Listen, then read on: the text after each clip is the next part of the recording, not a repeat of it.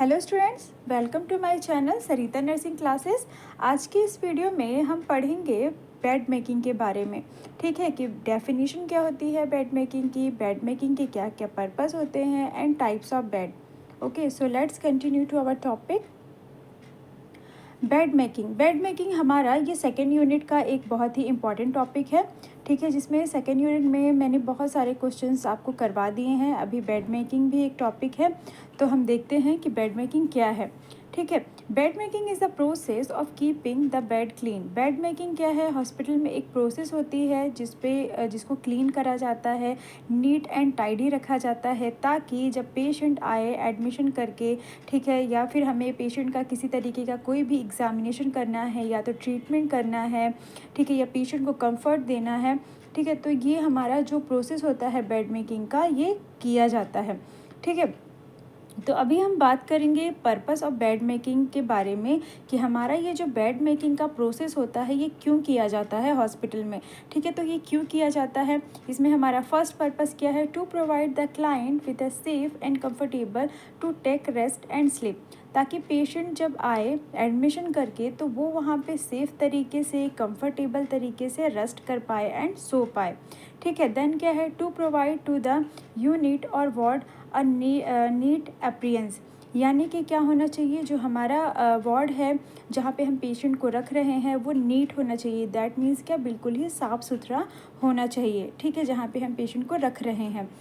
Third one क्या है हमारा? To adopt the need of the client and to be ready for any emergency और the critical condition of illness. ठीक है, यानी कि क्या होना चाहिए यहाँ पे? पेशेंट को जो भी नीड हो रही है, मीन्स जिस भी चीज़ की ज़रूरत हो रही है, वो सारी जो चीज़ें होती हैं उसे अडॉप्ट होनी चाहिए। दैट मीन्स मिलनी चाहिए, रेडी रखना चाहिए हर एक चीज़ को, ताकि कुछ भी इमरजेंसी हो पेशेंट के साथ, ठीक है, कि हेल्थ से रिलेटेड या तो किसी अनदर थिंग से रिलेटेड, तो हम पेशेंट को इलनेस की कंडीशन से बचा सकें। ठीक है, देन क्या है? To economise time, material and effort. ठीक है, बेड मेकिंग की जो प्रोसेस होती है, जब हम ये अरेंज करके रखते हैं तो उस टाइम पे क्या होता है, पेशेंट का टाइम बचता है, मटेरियल्स जो होते हैं वो सारी चीज़ों का मतलब कन्वीनियंट हो जाता है। टू प्रिवेंट बेड सोर। इसके साथ ही जब हम बेड मेकिंग को प्रॉपर तरीके से अरेंज करके रखते हैं, वहाँ पे कोई भी सिलवट वगैरह जब नहीं होती है तो पेशेंट को बेड सोर के चांसेस भी नहीं होते हैं। ठीक है, देन क्या है हमारा? To observe the client, for example के लिए pressure of bed sore, oral hygiene and client ability of the self care ETC। ठीक है, हम क्या कर सकें? बेड मेकिंग इसलिए किया जाता है ताकि हम पेशेंट को प्रॉपर तरीके से ऑब्जर्व कर सकें। जस्ट लाइक अगर उसे कोई किसी तरीके का बेड सोर हो रहा है, ठीक है, मीन्स क्या, ये बैक साइड में इसे हम घाव टाइप का एक हो जाता है। लंबे टाइम से जो पेशेंट रहते हैं बेड के ऊपर, मतलब काफ़ी लंबे टाइम से अगर बीमार हैं तो उनमें बेड सोर हो जाता है। ठीक है, तो इसलिए हम क्या कर सकते हैं, यहाँ पे बेड पे पेशेंट का बेड सोर का केयर कर सकते हैं, ओरल हाइजीन मेंटेन करवा सकते हैं पेशेंट का। ठीक है, क्लाइंट की जो एबिलिटी है, दैट मीन्स हमारे पेशेंट की जो एबिलिटी है, ठीक है, वो सेल्फ केयर भी करवा सकते हैं। ठीक है, देन क्या है? To promote cleanliness. हमारा पर्पस क्या होता है कि हम क्या करें? क्लीनिनेस को, मीन्स सफाई को प्रमोट करना। ठीक है, देन क्या है? To establish and the effective nurse client relationship. इससे क्या होता है कि पेशेंट का और जो नर्स का रिलेशनशिप होता है वो काफ़ी अच्छा, इफ़ेक्टिव होता है, इम्प्रेसिव होता है। ठीक है, जब सारी चीज़ें अरेंजमेटिक होती हैं तो। अभी नेक्स्ट पॉइंट क्या है? To provide active and the passive exercise to the client. ठीक है, इससे क्या होता है, पेशेंट जो होते हैं उनका एक्टिव और पैसिव एक्सरसाइज भी प्रॉपर तरीके से हो जाता है। अभी नेक्स्ट क्या है? To help the relative to learn to care for the sick at home. ठीक है, पेशेंट के जो अटेंडर होते हैं उन्हें भी काफ़ी हेल्प मिल जाती है उनके रिलेटिव्स को। ठीक है, कि क्या होता है कि मतलब जैसे ही पेशेंट हॉस्पिटल में आया तो उन्हें एक घर के जैसा जब इन्वायरमेंट मिल जाता है तो वो काफ़ी जो हैं वो सुरक्षित महसूस करते हैं। ठीक है,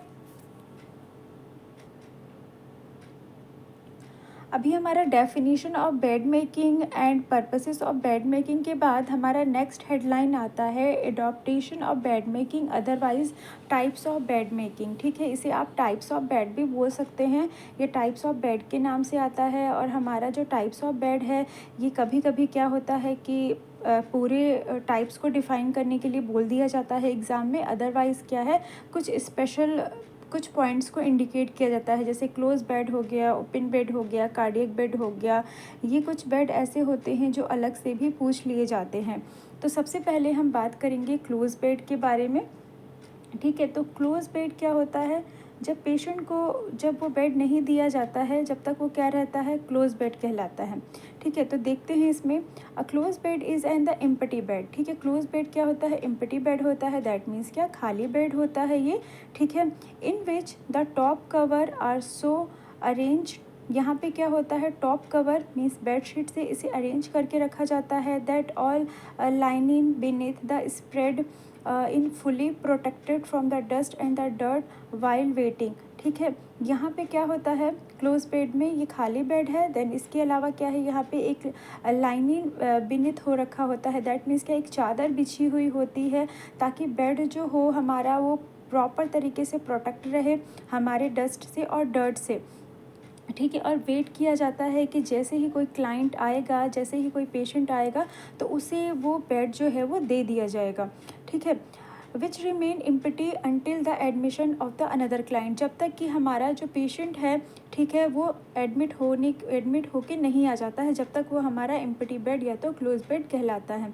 and admission of the client the close bed is the converted into the open bed. जैसे ही एडमिशन हो जाता है, ठीक है, पेशेंट का, तो हम क्या करते हैं उसको, मतलब मान लेते हैं कि पेशेंट आने वाला है, अब हम पेशेंट को वो बेड जो है हायर कर देंगे, दैट मीन्स क्या, उसे दे देंगे, तो वो किस में कन्वर्ट हो जाएगा, हमारा ओपन बेड में कन्वर्ट हो जाएगा। ठीक है, जब हमने उसे हायर कर दिया तो cuff the bed spread under the blanket and then bring the top sheet cover the spread at the second cuff. ठीक है, हमें क्या करना होता है, जो हमारा बेड शीट होता है उसे हम ब्लैंकेट के अंदर कवर कर देते हैं, देन हमारा जो टॉप शीट होता है उसे हम सेकेंड साइड से क्या करते हैं, कफ कर दिया जाता है, दैट मीन्स क्या, फोल्ड कर दिया जाता है। तो ये हमारा जो है ये क्लोज बेड इस तरीके का होता है, जब तक कि पेशेंट नहीं आ जाता वो क्लोज बेड होता है, अच्छा पेशेंट आ जाता है तो वो ओपन बेड में कन्वर्ट हो जाता है, दैट मीन्स हमने उसे हायर कर दिया है।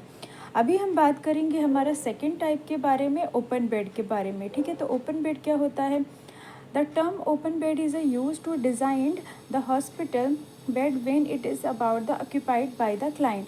ठीक है, हमारा ये जो ओपन बेड का टर्म है ये किस चीज़ को बता रहा है, ये डिज़ाइन किया गया होता है हॉस्पिटल में कि जब तक पेशेंट नहीं आ रहा है वो क्या रहता है, क्लोज बेड। जब पेशेंट आ जाता है, पेशेंट ने क्या किया, उसे ऑक्यूपाइड कर लिया, मतलब कि क्या, ले लिया, उसे दे दिया गया, तो अब वो क्या हो गया, हमारा ओपन बेड हो गया। ठीक है, it is made either from the new client और द एम्बुलेटरी क्लाइंट। अब ये डिपेंड करता है कि हमारा जो क्लाइंट आ रहा है वो एम्बुलेटरी पे आ रहा है, दैट मीन्स क्या, एम्बुलेंस के थ्रू आ रहा है या किस मेथड से आ रहा है वो। The bed is a made as a usual and the one corner of the linen is a folded back to the client in. ठीक है, अब ये डिपेंड करता है कि हमारा जो पेशेंट है वो एम्बुलेंस से आ रहा है, दैट मीन्स क्या, बहुत ज़्यादा क्रिटिकल है, तो उस कंडीशन में हम बेड को एज़ यूजुअल जो कॉर्नर होता है बेड शीट का, दैट मीन्स लाइनिंग का, उसे बैक साइड से फोल्ड कर दिया जाता है क्लाइंट के लिए।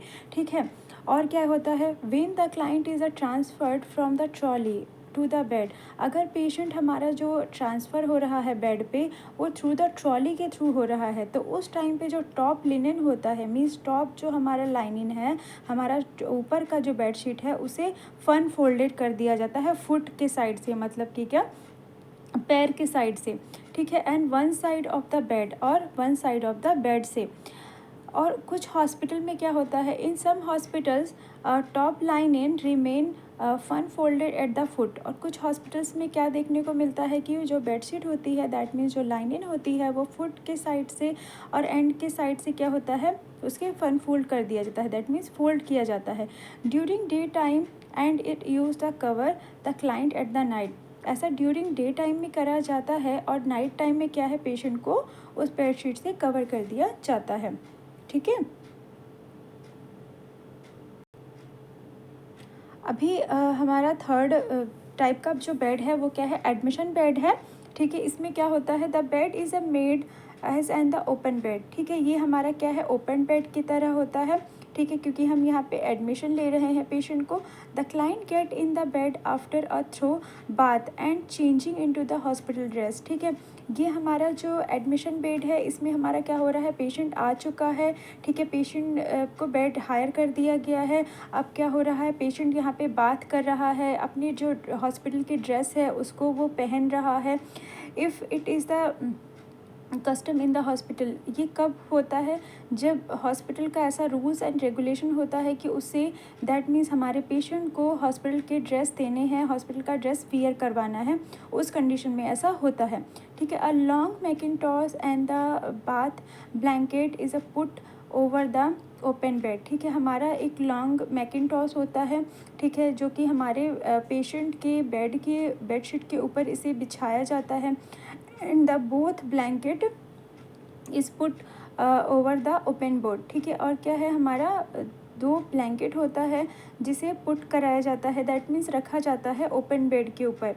ठीक है, until such a time to through bath is given the bed at the time of the admission. ये कब होता है, जब हमारा पेशेंट का एडमिशन हो जाता है और जब पेशेंट हमारा बात कर लेता है, उस टाइम पे पेशेंट को ये दिया जाता है।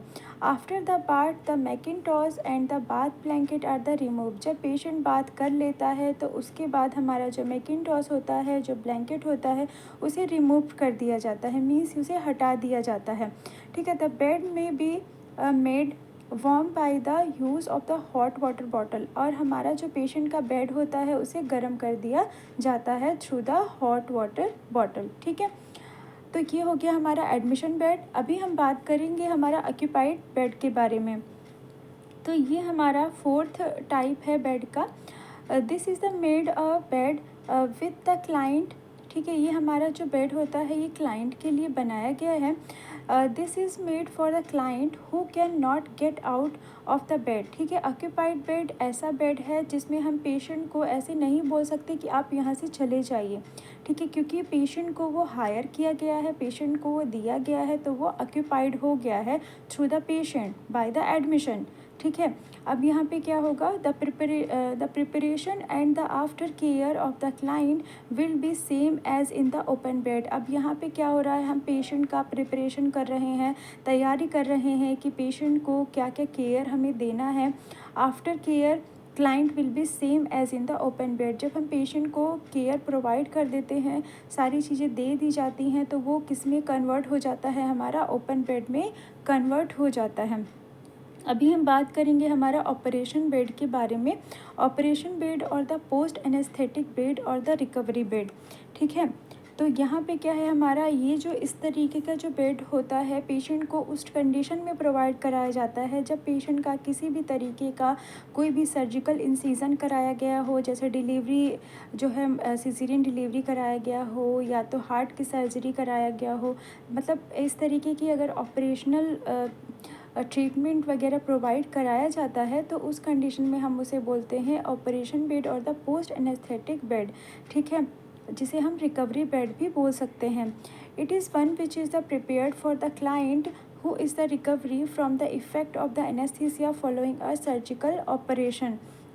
ठीक है, मतलब कि क्या ये ऐसा बेड होता है जिसमें हम क्या कर रहे हैं, इसको प्रिपेयर कर रहे हैं कि हु इज़ द रिकवरिंग। ठीक है, मतलब कौन सा ऐसा पेशेंट है जिसको क्या करना है, रिकवर करना है अपने एनेस्थीसिया से और एनी ऑपरेशनल सर्जिकल ट्रीटमेंट से।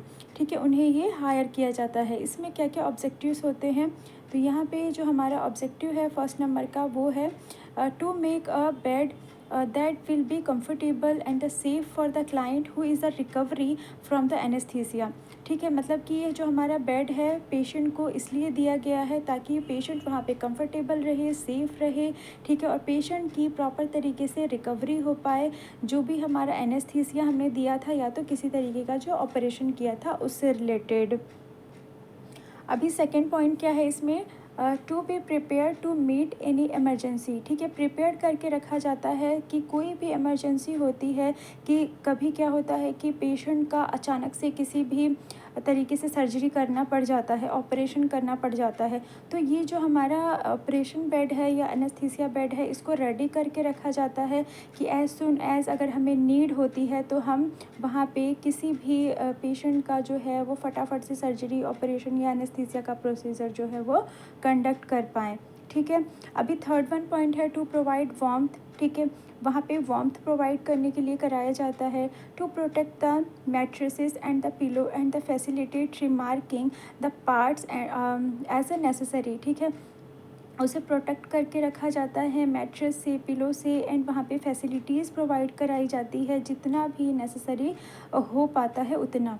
ठीक है, अभी नेक्स्ट वन आता है हमारे यहाँ पे कार्डियक बेड। ठीक है, कार्डियक बेड ये हमारे हार्ट डिजीज़ वाले पेशेंट के लिए हायर किया जाता है ये बेड।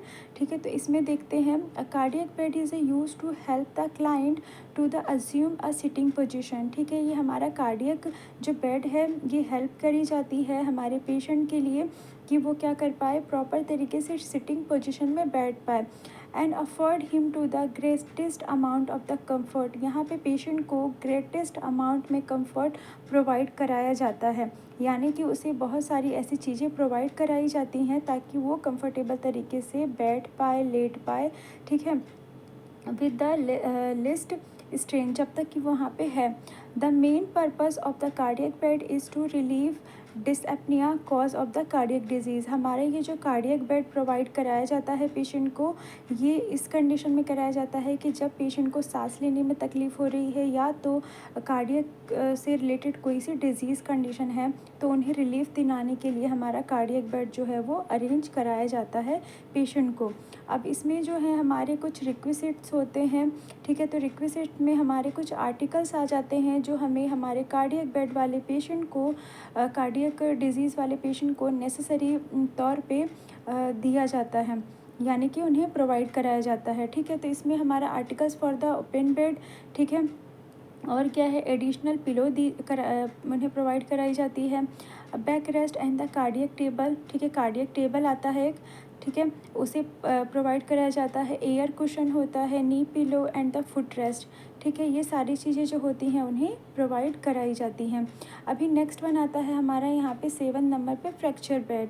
ठीक है, तो ये फ्रैक्चर बेड जो है हमारा, ये जब किसी की हड्डी वगैरह ब्रेक हो जाती है, टूट जाती है, तो उस कंडीशन में वो जो बेड प्रोवाइड कराते हैं पेशेंट को, वो फ्रैक्चर बेड कहलाता है। ये मतलब एक कार्डबोर्ड से इसको अरेंज करके, बना के, प्रिपेयर करके रखा जाता है ताकि पेशेंट अपना जो हाथ पैर जहाँ पे भी फ्रैक्चर हुआ है, एक सपोर्ट मिल सके पेशेंट को। ठीक है, तो इसे देखते हैं।